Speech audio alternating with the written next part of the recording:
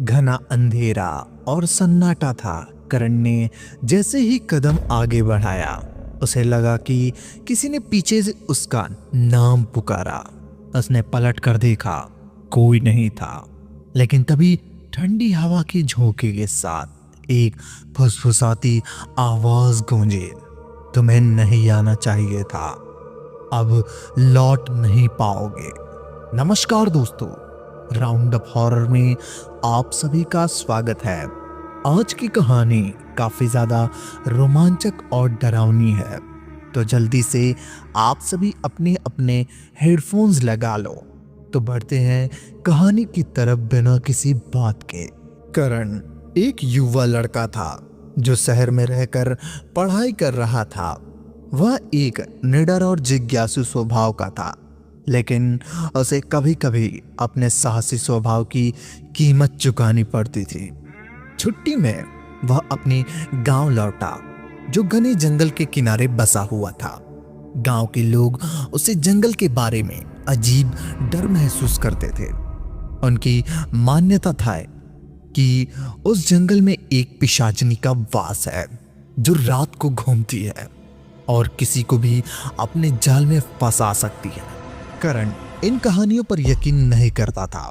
वह सोचता था कि यह सब पुराने जमाने की बात का अंधविश्वास है। गांव के बुजुर्गों ने उसे कई बार चेतावनी दी कि उसे जंगल में न जाए, लेकिन करण ने उनकी बातों को मजाक में उड़ा दिया।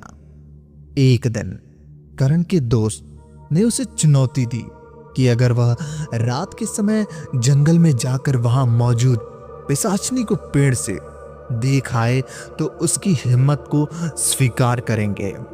यह सुनते ही करण ने तुरंत चुनौती स्वीकार कर ली। रात के समय जब पूरा गांव गहरी नींद में था, करण एक टॉर्च और धारदार चाकू लेकर जंगल की ओर निकल पड़ा। जंगल में घुसते ही उसने महसूस किया कि हवा अचानक ठंडी और भारी हो गई थी। चारों तरफ अजीब अजीब सी आवाजें आ रही थी, जैसे कोई उनके कदमों के साथ साथ चल रहा हो। जैसे ही करण जंगल के अंदर गया, उसे देखा कि एक बड़ा सा भयानक पेड़ उसके सामने खड़ा है। यह वही पिशाचनी का पेड़ था जिसके बारे में लोगों ने उसे बताया था। पेड़ की शाखाएं किसी सर्प की तरह लग रही थी और उसकी छाल पर अजीब आकृतियां बनी हुई थी। करण ने सोचा कि वह इस पेड़ को पास खड़ा होकर वापस लौट जाएगा, लेकिन तभी उसे किसी महिला की धीमी आवाज गूंजती हुई सुनाई दी। कौन हो तुम जो इस शापित जंगल में आया है? वह आवाज इतनी ठंडी और खौफनाक थी कि करण के रोंगटे खड़े हो गए। उसने पीछे मुड़कर देखा, एक लंबी काली साड़ी में लिपटी हुई महिला खड़ी थी। उसकी आंखें लाल थीं, उसके बाल बेहतरीन ढंग से बिखरे हुए थे। करण ने हिम्मत जुटाकर कहा, मैं सिर्फ इस जंगल को देखने आया हूं, तुम कौन हो? महिला हंसने लगी, लेकिन उसकी हंसी मानव जैसी नहीं थी। वह किसी जानवर की तरह घुर्रा रही थी। उसने कहा, मैं वह हूं जिसे लोग पिशाचनी कहते हैं, और अब तुम यहां आ गए हो तो तुम्हें भी इस जंगल का हिस्सा बनना होगा। करण ने भागने की कोशिश की, लेकिन उसके पैर पेड़ की जड़ों में जकड़ लिए गए थे। पिशाचनी ने कहा, तुमने मेरी शांति भंग की है, अब तुम्हें मेरी कहानी सुननी होगी और मेरे श्राप को समझना होगा। उसने बताया कि वह कभी इंसान थी। उसका नाम अदिति था। वह एक इसी गांव में रहने वाली थी, लेकिन गांव के एक लोभित तांत्री ने उसे अपनी शक्ति बढ़ाने के लिए बलि चढ़ा दिया था। उसकी आत्मा को इस जंगल में कैद कर लिया गया था और वह तब से मुक्त नहीं हो सकी जब तक कोई इंसान उसकी सच्चाई को पूरी तरह जानकर उसकी मदद ना करे। करण ने हिम्मत करते हुए पूछा, मैं तुम्हारी कैसे मदद कर सकता हूं? पिशाचनी ने कहा, तुम्हें उस तांत्रिक की समाधि तक जाना होगा और वहां रखी मेरी आत्मा को, मोहर को तोड़ना होगा। लेकिन याद रखना, यह आसान नहीं होगा। तांत्रिक की आत्मा आज भी वहां पहरा देती है। करण ने अपनी जान जोखिम में डालते हुए पिशाचिनी की मदद करने का फैसला किया। वह उस स्थान की ओर बढ़ा जहां तांत्रिक की समाधि थी। रास्ते में उसे कई भयानक दृश्य दिखने को मिले। अंध जले में पेड़ों से निकली चीखें, जमीन पर रेंगते साए और आसमान में मंडराते अजीब सी पक्षी।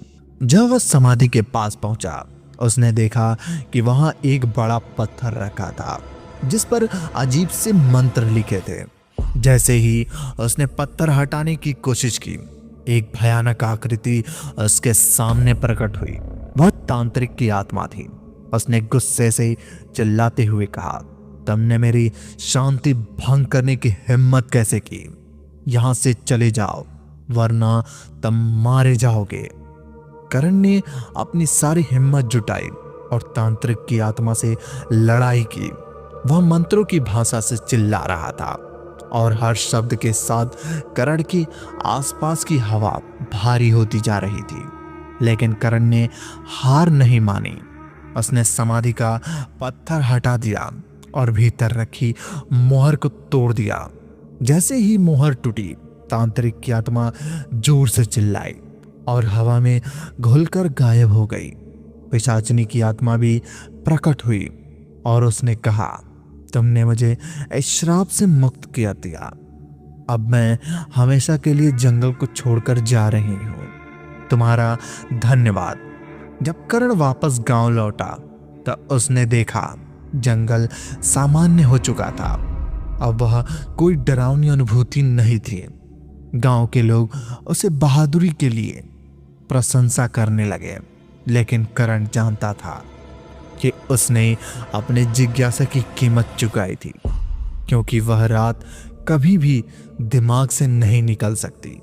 क्या आप उस जंगल में जाना चाहेंगे? कमेंट में बताएं। और ऐसी ही कहानी सुनने के लिए मुझे सब्सक्राइब और फॉलो कर लो। तो मिलते हैं एक और नई कहानी में। तब तक के लिए धन्यवाद।